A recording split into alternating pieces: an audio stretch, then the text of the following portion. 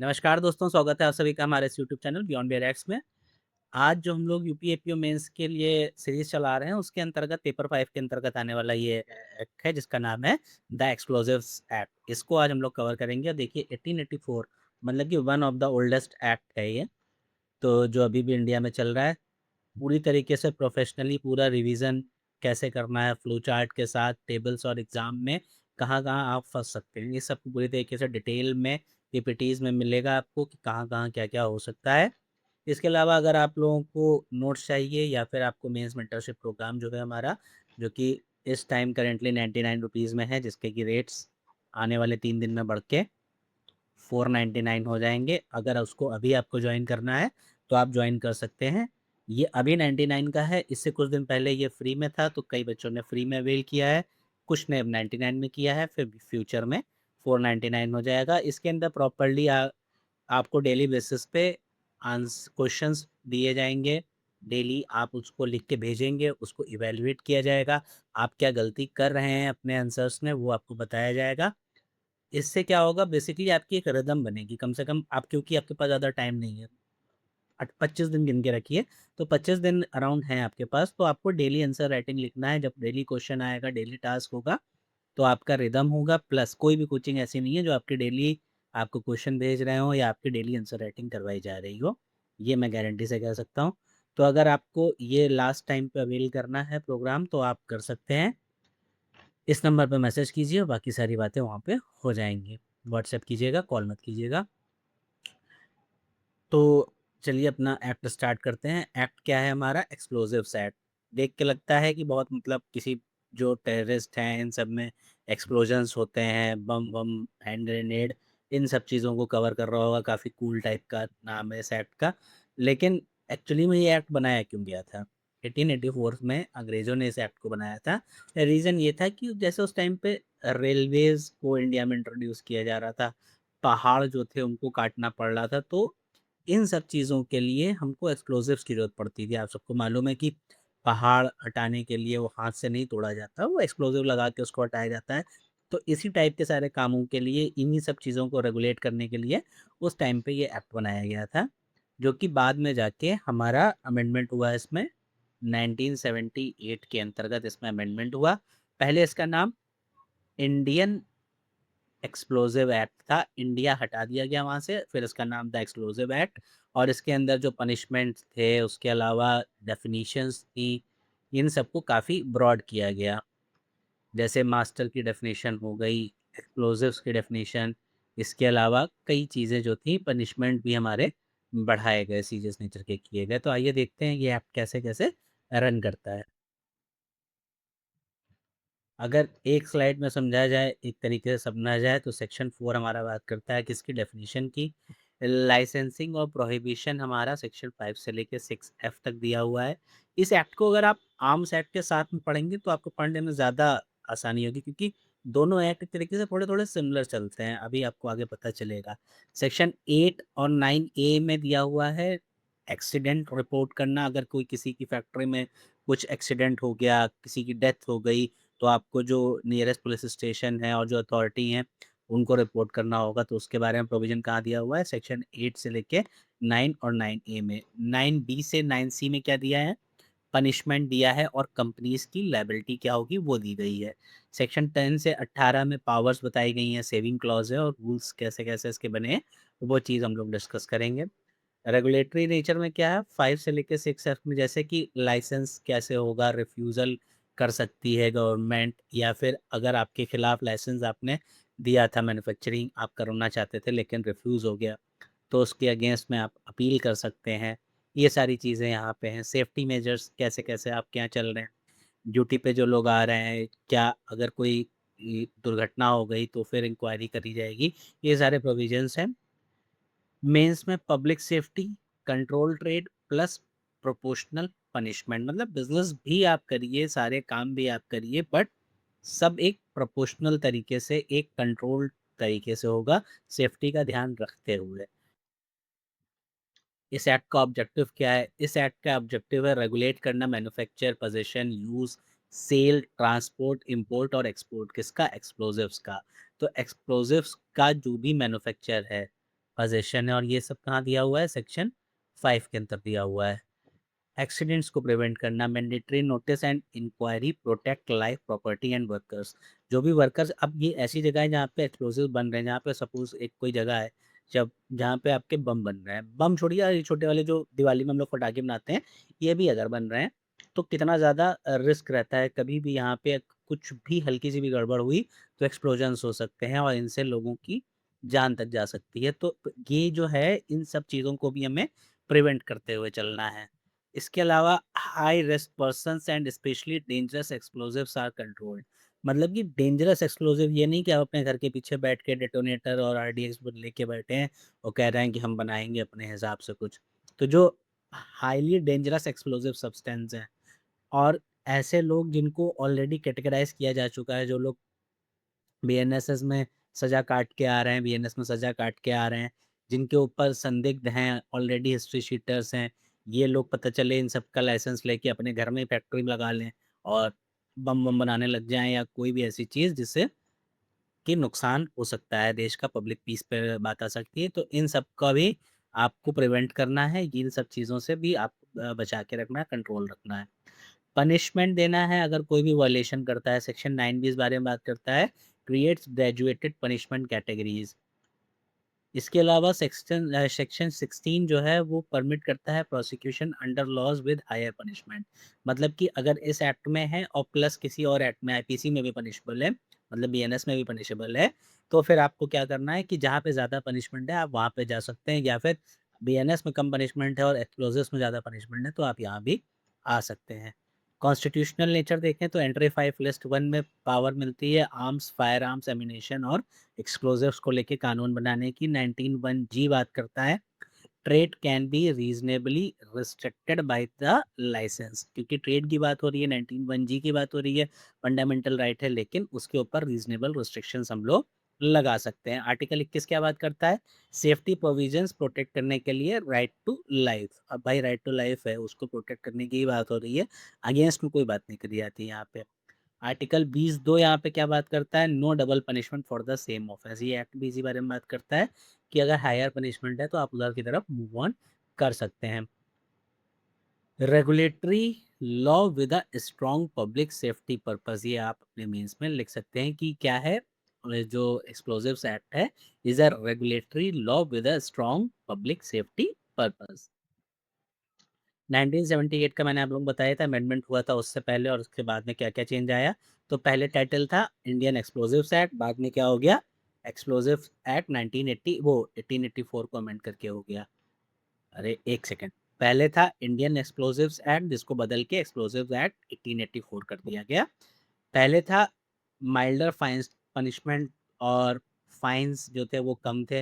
अब पनिशमेंट बढ़ा के इसमें जो सबसे ज़्यादा पनिशमेंट है इस एक्ट में वो यही है कि अप टू 3 इयर्स और फाइन। नैरोअर स्कोप, स्कोप इतना ज़्यादा नहीं था, लेकिन एयरक्राफ्ट कैरेज वेसल्स इन सब का जो है, अब एयरक्राफ्ट के अंदर क्या आता है, एयरक्राफ्ट के अंदर पतंग भी आती है। ठीक है, अभी हम लोग इसको पढ़ेंगे डिटेल में तो पता चलेगा कि वो सारी चीज़ें जिनने ज़मीन से सपोर्ट नहीं ले रखा है, मतलब हवा में टंगी हुई हैं, वो सब किसके अंदर आती हैं, एयरक्राफ्ट के अंदर आती हैं। एक्सप्लोजिव की डेफिनेशन बहुत वाइड करी गई है, कई चीज़ें ऐड करी गई हैं। प्रोहिबिटेड पर्सन पहले इस एक्ट के अंदर थे ही नहीं, अब सेक्शन 6A इंट्रोड्यूस किया गया है। पहले ये इतना इम्पोर्टेंट एक्ट नहीं था, अब देखिए ना, आप रास्ता बनाने के लिए, पहाड़ तोड़ने के लिए, इन सब कामों में यूज़ हो रहा था। कहाँ अब ये देश के इंटरनल सिक्योरिटीज़ के लिए और इन सब के लिए यूज़ हो रहा है। तो पहले ऐसे कोई प्रोहिबिटेड पर्सन थे ही नहीं, लेकिन जब वो अमेंड किया गया तब इसमें ये सारी कैटेगरीज़ डाली गई। कंपनी उस टाइम पे कोई ऐसी एड्रेस नहीं करी गई थी, लेकिन अब सेक्शन 9C के अंदर वाइकेरियस लायबिलिटी को ऐड किया गया। Serious accidents no special formal inquiry, उस टाइम पे अंग्रेज़ों को क्या लेना देना था, लेकिन अब सेक्शन 9A में सिविल कोर्ट की पावर दी गई है, वो कोई भी अगर एक्सीडेंट होता है तो उसके ऊपर पूरी जांच करी जा सकती है।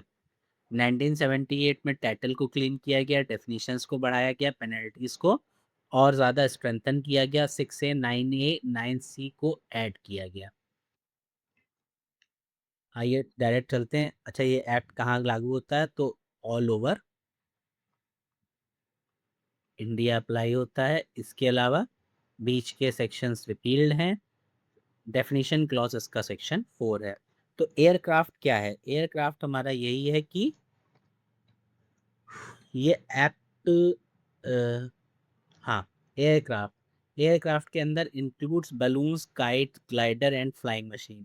तो ये सारी चीज़ें एयरक्राफ्ट में है, मतलब कि सीधी सी चीज़ है, जिसने ज़मीन से कोई सपोर्ट ना ले रखा हो वो हो जाएगा हमारा एयरक्राफ्ट। इतनी ही डेफिनेशन आप लोगों को याद रखनी है। कोई भी ऐसी मशीन जो हवा में उड़ती हो, जैसे कि पतंग हो गई, वो भी एयरक्राफ्ट है। ये आपको इस बार ध्यान रखना पड़ेगा, क्योंकि ये थोड़ा इम्पोर्टेंट वाला पार्ट है। आप लोग सब लोग एयरक्राफ्ट उड़ाते हैं, आप लोगों को अब तक पता नहीं था। अब इसके बाद कैरियज क्या होता है, सेक्शन 4 बी के अंदर बना हुआ है।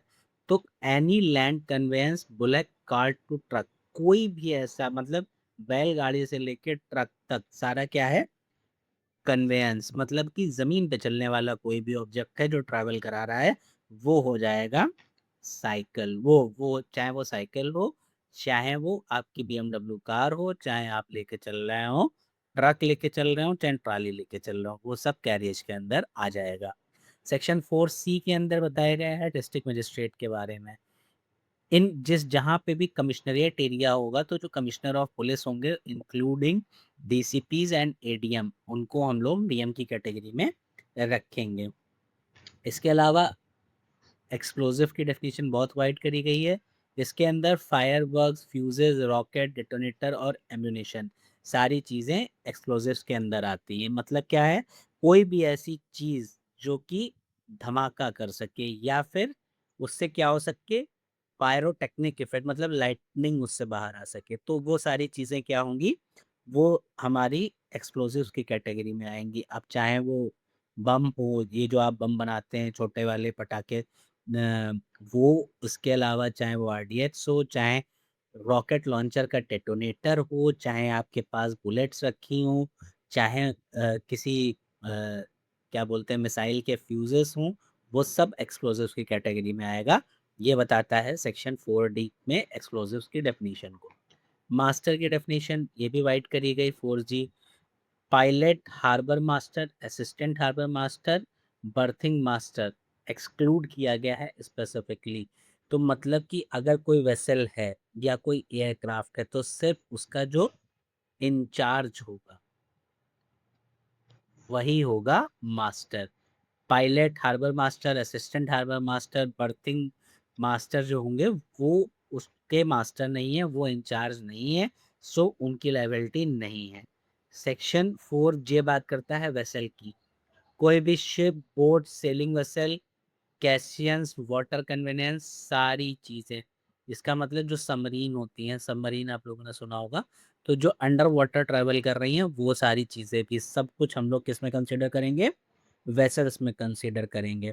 पानी में चलने वाली कोई भी चीज़ हो, सारी चीज़ें क्या हैं, वेसल्स हैं।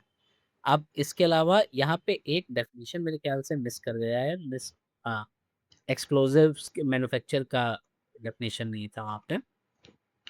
तो मैन्युफैक्चर की डेफिनेशन ये रही, ये हम लोग देखते हैं, ये बहुत इंपॉर्टेंट है, one of the most important. दो ही डेफिनेशन है बहुत इंपॉर्टेंट, एक एक्सप्लोजिव्स और एक मैन्युफैक्चरर। तो includes dividing, breaking up, unmaking, remaking, altering, repairing और making damage explosives fit for use. अब सपोज आपने दिवाली पे पटाखे खरीदे, आपने पटाखे फोड़े, सुबह सुबह आप अपनी छत पे गए, रात में आपने देखा तारे 4-5 पटाखे ऐसे थे जो कि फूटे ही नहीं थे। तो आपने दोबारा से वो पटाखे उठाए, उनको ठीक किया, खोल कायदे सही किया, कुछ कागज वागज लगाना था, वो कागज वागज आपने लगाया, जो भी तरीके से आप सही कर सकते थे, आपने उसको सही किया, वापस से जोड़ा, जोड़ने के बाद आपने आग लगाई, वो तक किया, तो आप मैन्युफैक्चरर हुए।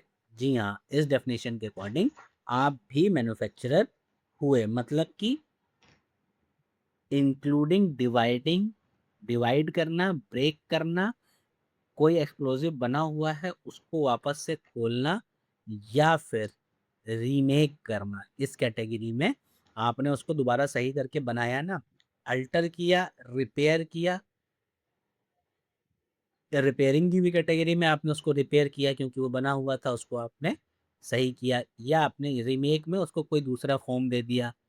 Making damaged explosive fit for use, अगर कोई खराब एक्सप्लोसिव था उसको आपने फिट फॉर यूज़ बना दिया तो भी आप सेक्शन 4 के एच के अंदर मैन्युफैक्चरर हो गए, आपको लाइसेंस चाहिए था। रिपेयर करना भी मैन्युफैक्चरिंग में आता है।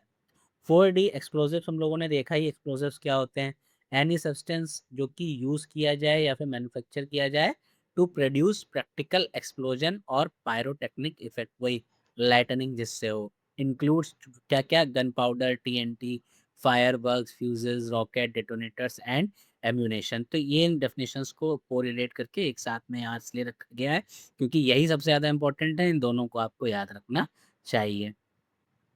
सेक्शन 17, सेंट्रल गवर्नमेंट में declare as specifically dangerous substance as an explosives, मतलब कि आज के समय पे अगर कोई ऐसा सब्सटेंस है जो गवर्नमेंट को नहीं पता है कि वो एक्सप्लोजिव्स हैं, तो सेक्शन 17 के अंदर सेंट्रल गवर्नमेंट भविष्य में भी ये कैटेगरी अपडेट कर सकती है, एक्सप्लोजिव्स में कुछ भी डाल सकती है। ये 17 के अंदर है। रिपेयरिंग भी आता है, अगर आपको प्रॉब्लम दी जाए, प्रैक्टिकल क्वेश्चन दिया जाए पेपर में, तो तैयार रहिएगा कि रिपेयर वाला जो पार्ट है फायरवर्क्स का, या तो वो भी आएगा किसमें? मैन्युफैक्चर में आएगा। Definition is intentionally wide chemical plus device plus adaption preparation.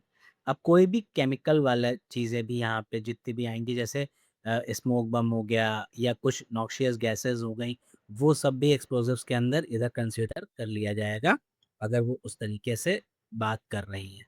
तो देखिए क्या क्या आता है एक्सप्लोजिव्स के अंदर। Chemical explosives, gun powder, TNT, picric acid, lead azide, RDX. Section D के अंदर इनको बताया गया है कि पूरा का पूरा रेगुलेट किया जाएगा। Pyrotechnic devices, fireworks, fog signals, fuses, rockets, ये सब भी कहाँ? एक्सप्लोजर्स में आएंगे। इनिशिएटिंग डिवाइसेस, डेटोनेटर, डेटोनेटर जो होते हैं उसी से ही बम बम जो होते हैं वो एक्टिवेट होते हैं। आप लोगों को एक मूवी याद होगी, उसका एक बहुत सीन फेमस होता है, राजकुमार साहब की थी तिरंगा मूवी, उसमें वो बोलता है, वो मिसाइल विसाइल कुछ ब्लास्ट करने वाला होता है, तो वो जाके उसका फ्यूज़े निकाल लेते हैं। तो डेटोनेटर्स जैसे ही एक्टिवेट किया, उन्होंने फ्यूज़े निकाल लिया, तो वो सब भी क्या है? एक्सप्लोजिव्स के अंदर आता है। तो ये वाली चीज़ें ध्यान में रखिए। इसके अलावा एम्यूनेशन है, ये तो सोचने समझने की जरूरत नहीं है, आपको ऑलरेडी पता है। कार्ट्रिजेस हो गए, बुलेट के शेल्स हो गए, प्रोपेलेंट्स बुलेट्स हो गई, ये सब कवर होते हैं इसके अंदर, और ये ammunition also comes under arms act. Specially dangerous notified by central government, section 6 के अंदर टोटल बैन है इनके ऊपर, पोजीशन के ऊपर, इंपोर्ट के ऊपर, जो कि एक्सट्रीमली डेंजरस कैटेगरी के हैं। कोई भी अगर न्यू सब्सटेंस है तो फ्यूचर में ऐड कर दिया जाएगा, सेक्शन 17 के अंदर बताया गया है। तो ये आपको इतना रट लेना है, बहुत ज़्यादा दिमाग नहीं लगाना है। पेपर में आएगा तो यहीं से पूछेगा, क्वेश्चन आपका यहीं से बनेगा। लाइसेंसिंग का क्या प्रोसेस है? सेक्शन 5 में रूल्स प्लस लाइसेंस का रिजीम है, सेक्शन 6 बी में ग्रांटिंग है लाइसेंस की, सेक्शन 6 सी में मैंडेटरी रिफ्यूजल के क्या क्या ग्राउंड्स हैं वो बताया गया है, एडिशनल कंडीशन है उसके बाद, और 6 ई में बताया गया है वेरिएशन, सस्पेंशन और revocation. Manufacturing licence grant if applicant as a technical know, अगर एप्लीकेंट ग्रांट कर ही दिया जाएगा मैन्युफैक्चरिंग का लाइसेंस अगर उसको टेक्निकली पता है कि कैसे इसमें काम करना है, नो हाउ, और एम्प्लॉय या फिर वो अपने वहाँ ऐसे एम्प्लॉयज रख रहा है जो कि क्वालिफाइड पर्सन है, तो गवर्नमेंट को लाइसेंस देना ही पड़ेगा। इसके ये मैन्युफैक्चरिंग के केस में है। बाकी के लाइसेंस के अंदर ग्रांट तभी दी जाएगी जब एप्लीकेंट के पास गुड रीज़न हो। रिफ्यूज़ल कब हो सकता है? अगर वो प्रोहिबिटेड एक्सप्लोजिव बना रहा हो, प्रोहिबिटेड पर्सन्स को लेके आओ, पता चला किसी के अंदर सीआरपीसी में, बीएनएस में कोई क्रिमिनल रह चुका है, हिस्ट्री शीटर है, उसको आप ले आए, कोई अनसाउंड माइंड का व्यक्ति है, अनफिट है, पब्लिक पीस और सेफ्टी के लिए कोई डेंजर है, जिसके अंदर आप बीएनएसएस के अंतर्गत किसी ने बॉन्ड सर्व करा रखा है गुड मेंटेनिंग पीस के लिए, तो अगर आपके मजिस्ट्रेट ने या डीएम ने, तो ऐसे लोगों को अगर आप ले आ रहे हो तो भी आपका रिफ्यूज़ कर दिया जाएगा। ऐसे लोगों को लाइसेंस अलाउ नहीं किया जाएगा। हाँ, आप अपील के लिए ज़रूर जा सकते हैं against refusal, variation, suspension, revocation, no appeal against. अगर सेंट्रल गवर्नमेंट के ऑर्डर पे मना किया गया है तो फिर कोई भी अपील नहीं होगी। लेकिन बाकी अगर सेंट्रल गवर्नमेंट ने मना किया, डीएम ने मना किया है, तो इन सब के अगेंस्ट में हो सकती है। प्रोसेस समझिए, एप्लीकेशन दी जाएगी किसको? लाइसेंसिंग अथॉरिटी को। प्रोहिबिटेड एक्सप्लोसिव्स हैं, रिफ्यूज़ कर दिया जाएगा। एप्लीकेंट ही प्रोहिबिटेड है, अनसाउंड है, अनफिट है, रिफ्यूज कर दिया जाएगा। थ्रेट टू पब्लिक पीस और सेफ्टी, रिफ्यूज कर दिया जाएगा। मैन्युफैक्चर के लिए लाइसेंस के लिए अप्लाई किया था, आपको पता है कैसे सारा काम किया जाता है, लाइसेंस ग्रांट कर दिया जाएगा। अगर आप एग्रीव्ड हैं तो आप अपील में जाइए सेंट्रल गवर्नमेंट के ऑर्डर के अलावा। सेक्शन एफ बताता है order remains in force during appeal unless appellate authority directs otherwise, मतलब कि आपके खिलाफ ऑर्डर जो है वो कैंसिल किया गया है, ये इनफोर्स में रहेगा। जब तक अपील चल रही है तब भी रहेगा, जब तक अपीलेट अथॉरिटी डायरेक्टली नहीं कहती कि इसके खिलाफ जो ऑर्डर था उस पर स्टे लगाया जाए। सेक्शन 6A प्रोहिबिटेड पर्सनस की बात करता है, कौन कौन से हैं? माइनर जो होंगे अंडर 18 ईयर्स उनके खिलाफ सेक्शन 6A बात करता है, वो प्रोहिबिटेड पर्सनस हैं। अगर कोई ऐसा पर्सन है जो वायलेंस मॉरल टर्पिट्यूड कन्विक्शन हुआ है, उसका वायलेंस फैलाई थी, उसने मॉरल टर्पिट्यूड किया था, या फिर 6 मंथ तक का उसने कोई सेंटेंस इसमें काटा है, 5 years आफ्टर सेंटेंस एक्सपायर, ऐसे किसी इंसान ने जैसी सजा अपनी पूरी करी तब से लेके 5 साल तक उसको लाइसेंस नहीं दिया जाएगा। 6A के सेकंड क्लॉज में कोई पीस बॉन्ड है, गुड बिहेवियर बॉन्ड है, अगर वो भरवा रखा है चैप्टर 8 ऑफ सीआरपीसी में, वो भी नहीं होगा ड्यूरिंग बॉन्ड टर्म। जब तक बॉन्ड का टर्म चल रहा है तब तक आप लाइसेंस के लिए अप्लाई नहीं कर सकते। 6A के 3 में कैंसल्ड एक्सक्लूसिव लाइसेंस, अगर 5 years, जब तक 5 years फ्रॉम कैंसलेशन, जब से कैंसलेशन हुआ है तब से अगले 5 साल तक आप लाइसेंस के लिए अप्लाई नहीं कर सकते। इसके बाद ये कहाँ दिया हुआ है? 6A के फोर्थ में, कोई अनसाउंड माइंड के व्यक्ति हैं तो नो सेल डिलीवरी डिस्पैच होगा ऐसे पर्सन को। ऑब्वियस सी बात है, कोई अनसाउंड माइंड का पर्सन है उसको हम वैसे भी, इतना क्रिटिकल और सेंसिटिव एरिया है, उसको हम यहाँ पे काम करने नहीं दे सकते हैं। Possession ban applies only to exclusives notified by the central government. Section 6E बात करता है रेवोकेशन की और F बात करता है अपील की। लाइसेंसिंग अथॉरिटी में वेरी कंडीशन सस्पेंड और revoke for statutory ground. Licensing authority के पास अपने आप अपने ग्राउंड्स होंगे, उन ग्राउंड्स इधर उधर हो सकते हैं, लेकिन वो सस्पेंड और रिवोक कर सकती है। लाइसेंस होल्डर में apply for voluntary revocation, revocation के लिए वो अप्लाई खुद से भी कर सकता है कि मेरा लाइसेंस जो है वो हटाया जाए। अगर किसी को कोर्ट के द्वारा कन्विक्शन हो गया है, मे सस्पेंड और रिवोक लाइसेंस ऑन कन्विक्शन, तो कोर्ट ही सस्पेंड या फिर रिवोक कर देगी licence on conviction. Appellate court या फिर हाई कोर्ट में अगर रिवीजन के लिए जाता है तो भी वहां पे कोर्ट कह सकती है कि इसका जो लाइसेंस है उसको जब्त किया जाए, उसको रिवोक किया जाए। सेंट्रल गवर्नमेंट में सस्पेंड रिवोक ऑल और any licence throughout the India और एनी पार्ट, इंडिया के किसी भी पार्ट में किसी भी व्यक्ति का किसी का भी सेंट्रल गवर्नमेंट जो है वो लाइसेंस जो है वो रिवोक कर सकती है, उसके पास पूरी पावर है। अपील बार है, no appeal against the order made by और under the direction of central government, मतलब सेंट्रल गवर्नमेंट ने अगर कोई ऑर्डर दिया है तो उसके अगेंस्ट में कोई भी अपील लाई नहीं करेगी। एक्सीडेंट होता है तो फिर नोटिस और इंक्वायरी का क्या हिसाब किताब है वो हम लोग देखते हैं। नोटिस ऑफ एक्सीडेंट, ऑक्यूपायर होगा जो मास्टर होगा, हम लोगों ने मास्टर देखा था ना, मास्टर कौन था? इंचार्ज जो भी था उस जगह का, ठीक है। मास्टर, ऑक्यूपायर या फिर पर्सन इंचार्ज जो भी हैं वो क्या करेंगे? नोटिफाई करेंगे किसको? चीफ कंट्रोलर को और नियरेस्ट पुलिस स्टेशन को with in the prescribe time, मतलब जैसे ही हुआ तो जितना भी रीजनेबल टाइम लगेगा उसके अंदर आप जल्दी से जल्दी इन दोनों को बताएंगे। आर्म्ड फोर्सेस एरिया में अगर एक्सीडेंट हुआ है तो फिर अथॉरिटी कौन होगी? नेवल, मिलिट्री, एयरफोर्स, जिसकी भी अथॉरिटी में हुआ है वही सारी चीज़ें देखेंगी, उन्हीं के रूल चलेंगे। सर्विस इंक्वायरी नॉट इन्हीं के आर्मी के रूल्स चलेंगे या मिलिट्री के, सिविलियन वाली इंक्वायरी यहाँ पे नहीं होगी। सिविलियन का एक्सीडेंट हो गया और मतलब किसी फैक्ट्री के अंदर कोई एक्सीडेंट हुआ और उसमें सिविलियन की डेथ हो गई तो फिर जांच करने कौन आएगा? डिस्ट्रिक्ट मजिस्ट्रेट आएंगे। मस्ट इंक्वायर और डायरेक्ट सबऑर्डिनेट मजिस्ट्रेट।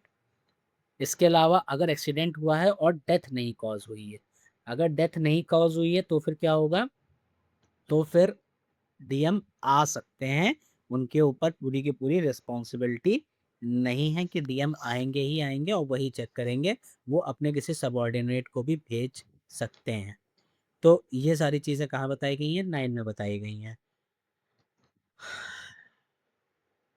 इसके अलावा अगर कोई सीरियस एक्सीडेंट होता है जिसमें कि सेंट्रल गवर्नमेंट को लगता है, तब वो अपॉइंट कर देगा चीफ कंट्रोलर और कॉम्पिटेंट पर्सन को जिसके पास सिविल कोर्ट की पावर होगी। सेक्शन 9A का 3 बताता है person required to furnish information is legally bound within section 176 of IPC, मतलब कि जो भी information person required to furnish information वो किसके अंदर बाउंड होगा, सेक्शन 176 ऑफ आईपीसी।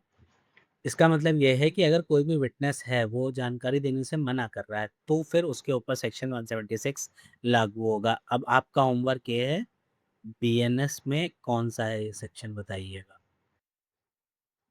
अब पनिशमेंट मैट्रिक्स इसको भी ध्यान में रखिए, very important. Section 9B1A, manufacture कर रहे हो, इंपोर्ट कर रहा हो, एक्सपोर्ट कर रहा हो, वायलेशन कर रहा हो, किसका, सेक्शन 5 में हम लोगों ने पढ़ा था। सेक्शन 5 के अंदर ही इन सबका लाइसेंस दिया जाता है। तो फिर आपको 3 साल तक का पनिशमेंट और 5 साल वो 5,000 रुपये या फिर दोनों की सज़ा हो सकती है। अगर आपने पोजेशन, यूज, सेल और ट्रांसपोर्ट का वायलेशन किया है तो फिर 2 साल तक की सज़ा और 3,000 रुपये तक का फाइन या फिर दोनों चीज़ें। 9B1C के अंतर्गत क्या हुआ है, एनी अदर रूल्स या फिर लाइसेंस के जो टर्म्स एंड कंडीशन थे उसका आपने वायलेशन किया है तो 1,000 रुपये फाइन हो जाएगा। 9B2 में बताया गया है कि अगर आपने सेक्शन 6 में स्पेशली डेंजरस एक्सप्लोजिव्स को मैन्युफैक्चर किया, एक्वायर आपने अपने पास पोजीशन रखा या फिर इंपोर्ट किया तो फिर 3 साल तक की सज़ा और 5,000 रुपये तक का फाइन होगा या फिर दोनों हो सकता है। 9B3 का ए बताता है 6A में प्रोहिबिटेड पर्सन्स ने अगर डील किया, पोजीशन में रखी कोई भी ऐसी चीज़ तो इनको भी 3 साल तक की सज़ा या फिर दोनों चीज़ें हो जाएंगी। फाइन यहाँ पे बताया नहीं गया है।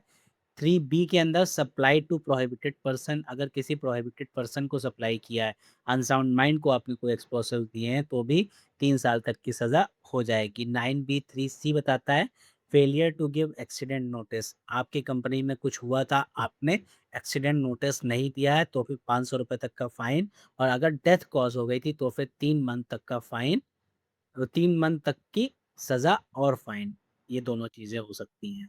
इसके अलावा सबसे हाईएस्ट पनिशमेंट किस में है अगर हम लोग देखें तो अगर मैन्युफैक्चर किया है, इंपोर्ट किया है, एक्सपोर्ट किया है बिना लाइसेंस के 3 साल तक का, प्रोहिबिटेड पर्सन्स डील कर रहे हैं अगर उनके अपने पास सप्लाई रखी है तो भी 3 साल तक का, स्पेशली डेंजरस एक्सप्लोजिव्स हैं तो भी 3 साल तक का। इससे कम क्या है, पोजेशन, यूज, सेल किया या फिर आपने ट्रांसपोर्ट किया, इन सब का वायलेशन किया तो 2 साल तक का। Failure to report accident with death 3 महीने का, और सबसे कम अगर कोई डेथ नहीं हुई थी, आपने जांच वो अथॉरिटीज को नहीं बताया तो फिर 1,000 से लेके 5,500 रुपये तक का फाइन। कंपनीज की लाइबिलिटी कहाँ दी हुई है, 9C के अंदर दी हुई है। Company commits offence, person in-charge जो होगा, रेस्पॉन्सिबल जो होगा बिजनेस के लिए, वो सबको गिल्टी माना जाएगा। ठीक है, हाँ। तो defence only both are proved, offence without knowledge था और ऑल ड्यू डिलीजेंस एक्सरसाइज करी गई थी। अगर ये दोनों चीज़ें साबित हो गई तब तो डिफेंस मिल जाएगा, अदर देन दैट डिफेंस भी नहीं मिलेगा। कौन सी दोनों चीज़ें मिल जाएंगी, कि ऑफेंस विदाउट नॉलेज है और जो कंपनी का डायरेक्टर है, कंपनी में जो पर्सन रिस्पॉन्सिबल है, उसकी नॉलेज के बिना ऑफेंस हुआ है, प्लस उसको कोई भी जानकारी नहीं थी और जितनी भी जिम्मेदारियां, प्रिकॉशंस रखे जा सकते थे वो सब रखे, तब तो डिफेंस मिलेगा, अदरवाइज आपकी लाइबिलिटी है, आप पे पनिशमेंट आ जाएगा। कौन कौन आता है 9C के 2 में बताया गया है, कंसेंट, कन्वीनियंस और नेग्लेक्ट कौन कौन कर रहा है। देखो, डायरेक्टर हो गया, मैनेजर हो गया, सेक्रेटरी हो गया, officer also guilty applies even if no not generally in charge, इन सबका कंसेंट, कन्वीनियंस या फिर इनकी लापरवाही की वजह से हुआ है तो फिर आपको ध्यान देना पड़ेगा। यहाँ पे एंड है, नॉट और, ध्यान दीजिएगा। सेक्शन 7 क्या बात करता है, inspection, search, sample, seizure, detention, removal और डिस्ट्रक्शन से रिलेटेड। तो जो भी ऑफिसर ऑथराइज किया जाएगा सेंट्रल गवर्नमेंट के द्वारा, वो ये सारी चीज़ें कर सकता है, सर्च कर सकता है, सीज कर सकता है, डिटेन कर सकता है। कुछ ऐसा एक्सप्लोजिव आपके यहाँ से मिला तो उसको सीज कर देगा। फॉरफिचर जो होगा कन्विक्शन पे, वो भी कैसे होगा, सेक्शन 10 में बात किया गया है। कोर्ट ऑर्डर कर सकती है फॉरफिट करने के लिए, जो भी एक्सप्लोसिव्स उस आदमी के पास हैं इन सबको फॉरफिट कर लिया जाए, जितना भी इंग्रेडिएंट्स हैं या जिनसे भी एक्सप्लोसिव बनाया जा सकता है उन सबको उठा के ले आओ, फॉरफिट कर लो। सेक्शन 11 बताता है distress and sale of aircraft vessel, court can recover fine from aircraft vessel property. मतलब कि अगर ये सारा काम कहाँ हुआ है, किसी एयरक्राफ्ट पे हुआ है या वेसल, वो वेसल का मालिक जो है, एयरपोर्ट का जो एयरक्राफ्ट का जो मालिक है, उसके उसके खिलाफ कोई ऑफेंस हो गया है, आप उससे फाइन रिकवर कराना है, तो उसका जो एयरक्राफ्ट है, वेसल है, उसी को कोर्ट भेज देगी। ये एडिशनल है, बाकी जो तरीके से रिकवर किया जा रहा है वो तो रिकवर किया ही जा रहा है, लेकिन ये एडिशनली फाइन कलेक्ट करने का प्रोसेस हो गया। सेक्शन 12 एडिशनल पावर है 11 में, अबेटमेंट किया आपने या फिर अटेम्प्ट किया तो पनिश किया जाएगा, जैसे कि आपने पूरा का पूरा ऑफेंस आपने खुद ही किया है। अरेस्ट विदाउट वारंट करा जा सकता है, कोई भी पुलिस ऑक्यूपायर, रेलवे पे कोई इंसान है, पोर्ट में कोई है, या फिर एयरपोर्ट की अथॉरिटी है, उनको लगता है आपके पास कुछ एक्सप्लोसिव्स हैं, तो वो आपको ऑन द स्पॉट बिना वारंट के अरेस्ट कर सकती है। सेक्शन 14 बताता है savings and exemptions. Arm force, government employ, central government को एग्जेम्पशन है, वो इसके अंदर कवर नहीं होते हैं। 17 ए बताता है डेलीगेशन का, कैन नॉट डेलीगेट, मतलब सेक्शन 5 के अंदर 6 के अंदर 6A 14 17 में जैसे वही पावर थी ना कि कोई नया एक्सप्लोजिव आया तो उसको नोटिफाई करना, 5 में लाइसेंस देना, तो ये सारी चीज़ें जो हैं, क्योंकि मेजर और चीज़ें हैं तो सेंट्रल गवर्नमेंट अपनी ये पावर डेलीगेट नहीं कर सकती है।